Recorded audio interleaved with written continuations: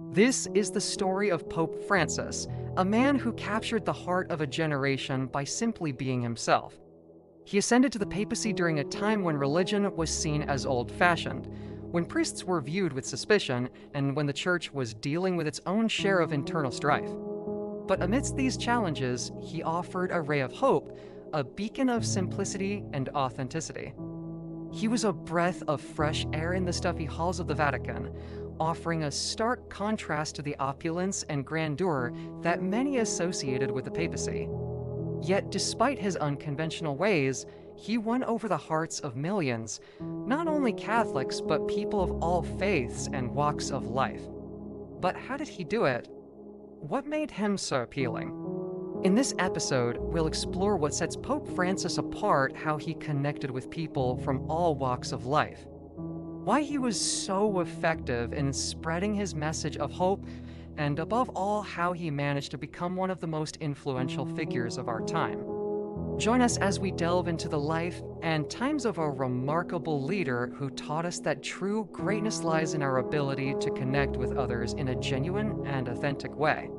As we look back on his incredible journey, let's remember the lessons he taught us, and let's strive to apply them to our own lives. Because in a world that often feels cold and divided, his example shows us that kindness, compassion, and a willingness to listen can make all the difference. So sit back, relax, and get ready to be inspired by the story of Pope Francis, the man who showed us that true leadership comes not from power or prestige, but from the courage to be yourself. In the heart of Vatican City, where marble meets mystery and centuries echo through sacred halls, one man emerged to rewrite the meaning of leadership. His name? Jorge Mario Bergoglio. But the world knows him as Pope Francis.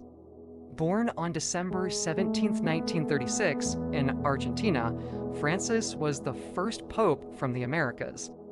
The son of Italian immigrants, young Jorge grew up in the bustling streets of Buenos Aires, a chemistry student turned Jesuit priest who spent his life walking alongside the poor, the forgotten, the brokenhearted. He took public buses, cooked his own meals, and visited the slums. Not as a photo op, but as a ministry. Even before Rome, he was known for something radical: humility. Then came March 13th, 2013. The white smoke rose, the bells rang, and the world met a new kind of pope, the first Jesuit, the first from the Southern Hemisphere, and the first to take the name Francis in honor of Saint Francis of Assisi, the saint of peace, poverty, and creation. He stepped out onto that balcony and, instead of blessing the people first, he asked for theirs. A moment small in action, but seismic in meaning. He didn't just wear the simple white cassock. He lived a simple life. He washed the feet of Muslims and prisoners. He dined with the homeless. He opened Vatican gates to migrants. He reminded the world, the church is not a fortress, it's a field hospital. From his humble apartment in the Vatican-esque Casa Santa Marta eschewing the lavish papal palace, Francis reshaped not just where the Pope sleeps, but how the Pope leads. The Vatican, a city-state with its own army, currency, and centuries of protocol, became, under Francis, a place of dialogue, not dogma, a headquarters of hope. He reached across faiths, becoming a friend to Jews, Muslims, and atheists alike. Who am I to judge? He said a phrase that ricocheted around the globe. Not a rejection of doctrine, but an embrace of human dignity. His predecessor, Pope Benedict XVI, spoke of Francis with respect and admiration, calling him a man of profound theological formation and pastoral heart. Even in resignation, Benedict prayed for the church's new shepherd. And Pope John Paul II? Though he never met Francis as Pope, his legacy of global outreach and compassion laid groundwork for the spirit Francis would embody. Though Francis brought it down to the streets.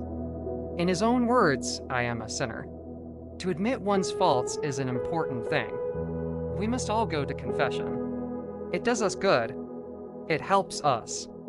It makes us feel lighter, This is a man who walked among us, not above us. So what made him so compelling? First, his authenticity. He didn't play the part of the all-knowing, all-powerful Pope. Instead, he showed his own struggles, doubts, and imperfections. He was a leader who didn't pretend to have all the answers, but instead walked alongside his followers, sharing their joys and sorrows. Second, his simplicity. He lived modestly, traveling by public transport, dining with the poor, and making time for the little things in life. His humility was evident in every aspect of his life, from the way he dressed to the way he treated others. Third, his compassion. He had a deep sense of empathy for those who were suffering or marginalized. He welcomed everyone, regardless of their background or beliefs, and he showed them kindness and understanding. His compassion was not just a feeling, it was a way of life. Fourth, his courage. He wasn't afraid to speak out against injustice or to stand up for what he believed in, even if it meant going against the grain. He challenged the status quo and called for a more just and compassionate world. His courage was inspiring, and it gave hope to many. Fifth, his openness. He was willing to listen to different perspectives and to engage with people from different cultures and backgrounds. He understood the importance of dialogue, and he was always ready to reach out a hand of friendship. His openness was refreshing, and it helped to break down barriers between people. Finally, his humor.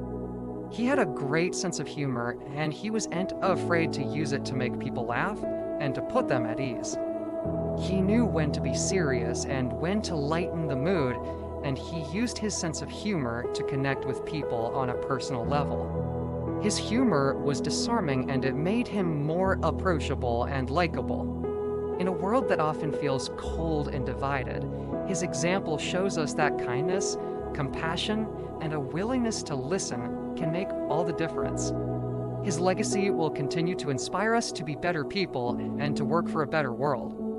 So let's ask ourselves, what can we learn from him? How can we apply his lessons to our own lives?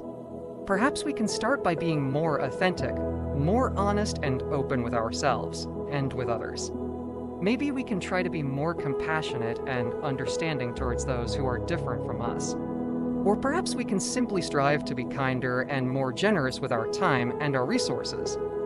The world needs more people like Pope Francis, people who can bring light into darkness, hope into despair, and love into hate. Let his example be a guiding light for us all. Thank you, Pope Francis, for showing us the true meaning of leadership.